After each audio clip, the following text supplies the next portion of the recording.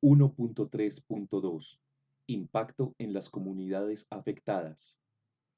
En las áreas rurales, con presencia o control de grupos armados, la población ha tenido que enfrentar no solo su presencia e intimidación, sino también formas de control de sus vidas, la violencia en su contra y la imposibilidad de denunciar por el riesgo que corrían. Familias y comunidades han vivido durante décadas en miedo del miedo, a hablar, a sufrir más violencia por denunciar, al señalamiento como guerrilleros o colaboradores, a la criminalización, a no tener respuestas del Estado, miedo a hablar con el otro por no saber quién es, si puede ser informante, si está del otro lado. El miedo ha sido en Colombia un poderoso agente de control de movimientos y reivindicaciones sociales, a la vez que ha contribuido a la invisibilización de las violaciones de derechos humanos y de las infracciones al DIH, a pesar del enorme valor de muchas víctimas y organizaciones para, aún sin condiciones de protección, hacer esas denuncias como una forma de reivindicar sus derechos y luchas por la injusticia sufrida. Entonces aquí uno no podía demandar a nadie de estas personas, porque si tú abrías la boca para demandarlos, tú estabas arriesgando la vida. Aquí había que volverse ciego, sordo y mudo. Usted no vio, usted no escuchó, usted no habló, porque si cometía el error de hablar, usted estaba muerto o muerta, sin importar quién sea, se moría. Desde que usted hablara, usted se moría. Entonces nosotros teníamos que aguantarnos todo eso. Entrevista 199 VI 00021. Mujer afrocolombiana. Caso de amenazas, desaparición forzada y homicidio.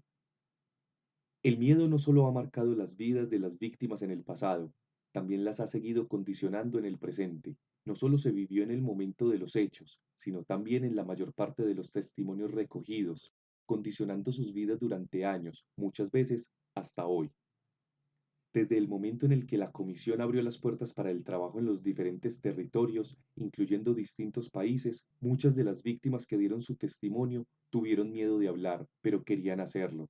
El miedo se centró en las posibles represalias, en la preocupación por revelar la identidad de los testimoniantes, en el grado de confidencialidad de la información o en su uso posterior y su resguardo.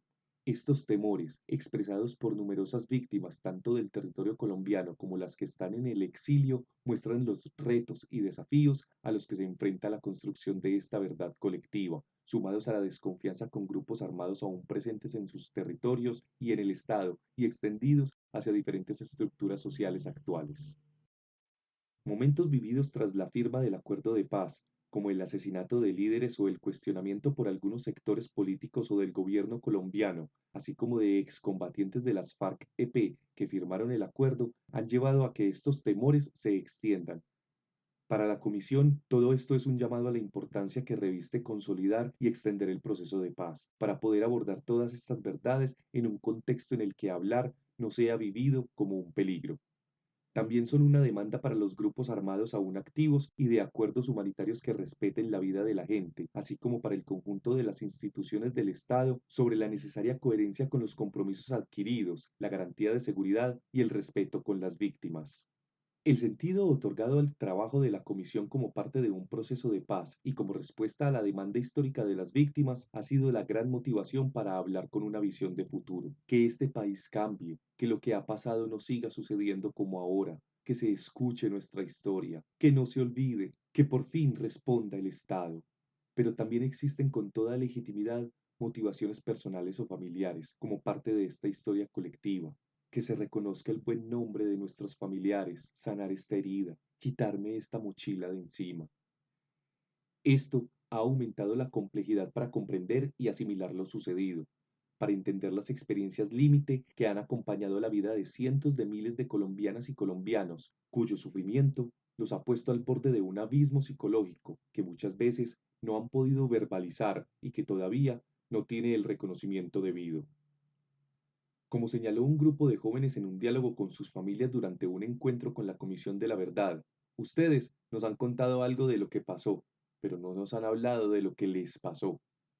En los miles de testimonios escuchados, de encuentros con las víctimas y de espacios de reconocimiento, la Comisión ha sido testigo de que el dolor y el trauma sufridos individual y colectivamente necesitan de estos procesos, de un lugar de escucha, reconocimiento y apoyo. Paulatinamente el país ha ido avanzando en la reivindicación de la verdad y la memoria como pilares de la reparación simbólica para la no repetición. Ante los ojos de los colombianos, los hechos violentos no fueron percibidos de la misma manera. Las crueles acciones ejecutadas por las FARC-EP tuvieron impacto en el relato y en las imágenes de las personas secuestradas. Los ataques a comunidades y los atentados con bombas pusieron en evidencia la inhumanidad de las situaciones vividas. Las masacres y atrocidades perpetradas por grupos paramilitares de las Autodefensas Unidas de Colombia, AUC, como parte de una estrategia de terror en todo el país, en muchos casos no provocaron una indignación social o una movilización de las conciencias frente a lo intolerable. La relación del paramilitarismo con el Estado fue negada durante décadas, lo que prolongó la falta de respuesta y quitó a esas víctimas la posibilidad de que sus experiencias fueran reconocidas. Los miles de casos de ejecuciones extrajudiciales conocidas como falsos positivos solo se empezaron a ver en 2008, cuando las madres de Soacha hicieron públicas las denuncias de que sus hijos habían sido reclutados por miembros del ejército o engañados con una promesa de trabajo y luego aparecieron como supuestos guerrilleros muertos en combate. Mientras tanto, las denuncias de los crímenes de Estado no fueron reconocidas, a pesar de los enormes esfuerzos de las víctimas y organizaciones de derechos humanos por hacerlas. Solo algunos casos, tras un tremendo esfuerzo y lucha de las víctimas, pudieron avanzar en la investigación judicial y mostraron esas verdades ocultas o distorsionadas. La falta de reconocimiento de todos estos hechos ha dejado a las víctimas sin un marco social en el que sus experiencias sean parte de una visión colectiva. El proceso de la comisión también ha conllevado reconocimientos en los que los responsables han dado algunos pasos para reconocer la verdad ante las víctimas y la sociedad, como parte de ese proceso de sanación colectivo. Por ejemplo, el impacto del secuestro nunca había sido reconocido por las FARC-EP, quienes en sus comunicaciones y planteamientos públicos siempre hablaron de toma de rehenes, hasta que en un encuentro de la Comisión de la Verdad escucharon los testimonios de personas que estuvieron cautivas durante años. A raíz de ese encuentro, los líderes del partido que fueron parte del secretariado de las FARC-EP reconocieron en un comunicado el secuestro como tal y el impacto producido en las víctimas. De igual manera, el reconocimiento de militares de su participación en ejecuciones extrajudiciales ha supuesto desvelar los mecanismos que las hicieron posibles, como la exigencia de resultados de las muertes, que había sido negado durante décadas. Llama la atención que en Colombia las masivas violaciones de derechos humanos sucedieron en un país democrático, con elecciones libres, una estructura del Estado con división de poderes, leyes garantistas y medios de comunicación independientes.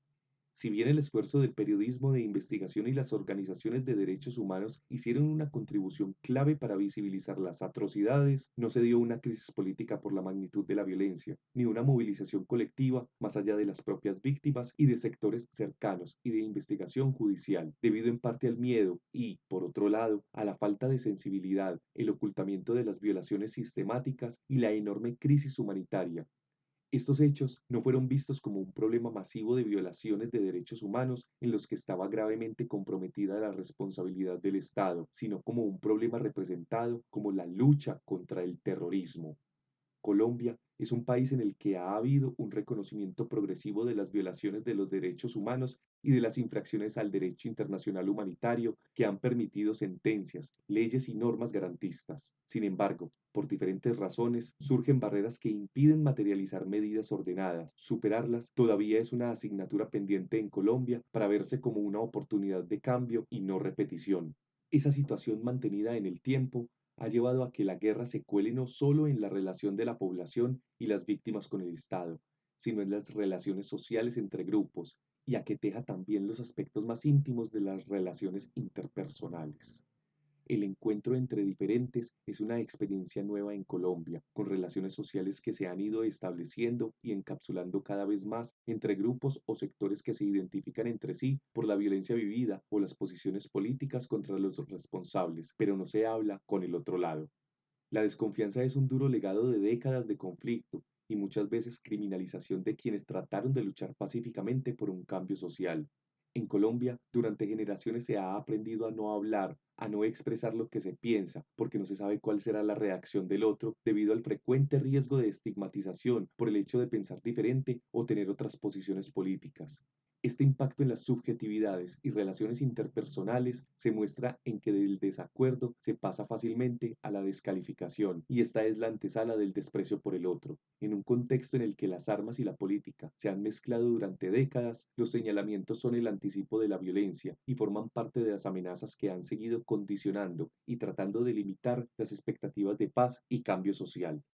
Estas actitudes y comportamientos son parte de lo que se necesita cambiar. La política y la transformación necesaria de Colombia pasan por un cambio cultural que promueva otros modelos de relación interpersonal e intergrupal, en los cuales se rescaten el respeto, el diálogo y la solidaridad, herramientas que han salvado muchas vidas también en este país y suponen el sustrato de relaciones de la democracia.